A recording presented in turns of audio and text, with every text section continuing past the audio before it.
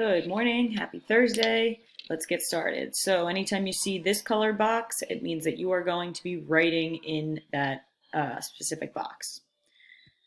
So for today, you're going to be reading an article, a current event article, and the first thing I want you to do is explain what a current event is, because there's no point in me giving you a current event article if you don't know what it means. So if you don't know what it means, you can look it up. Okay, so this is a chance to educate yourself. I don't know what a current event is, so what I'm going to do is I'm going to look that up, and I'm going to find a definition. I'm going to put it in my own words, and now I know what it is. All right, so what you are going to do today is you're going to read the following article and complete the next 2 slides. So you're going to click this article. You don't need to sign up for anything. It's completely free. You just get on the website, and the article will pop right up. Okay, so it is about the protests that are happening regarding George Floyd and Black Lives Matter. So make sure that you take the time to really, really read this, because this is an important topic, and it's really affecting society, the way we do things, and it is eliciting positive movements toward change. Okay, so after you read the article, you're going to do a main idea web. You're going to complete the graphic organizer with the main idea and supporting details. So the main idea is the main, well, I can't say the main idea is the main idea. The main idea is what the author is trying to get across in general. So you will start by saying the main idea of the article is blank, blank, blank. Okay, and then you're going to give one detail that supports that main idea, a second, and a third. You're giving 3 supporting details. These should come from the text, so it should be giving information regarding things that you learned from the text. Okay. Next, you are going to analyze cause and effect. So cause is what creates change, or what causes something to happen, and the effect is what happens as a result of that. So you're going to complete the table stating the cause of the protests and the effect that they are having on society. So the cause of the protests is blank. The effect of the protest is blank.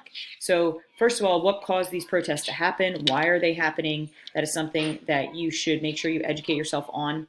And then the effect of the protests is, and then you're going to give me the your explanation or your thought process as to what has happened as an effect or as a result of these protests happening. There are a lot of positive things, but there are also some negatives that you can come up with. So let's think about the cause and the effect. And then the last slide is actually optional. So it's to share your thoughts. I'm going to make this bigger because it looks like this is super tiny writing and then the rest of the writing is big. Okay, so now it won't fit. All right, here we go.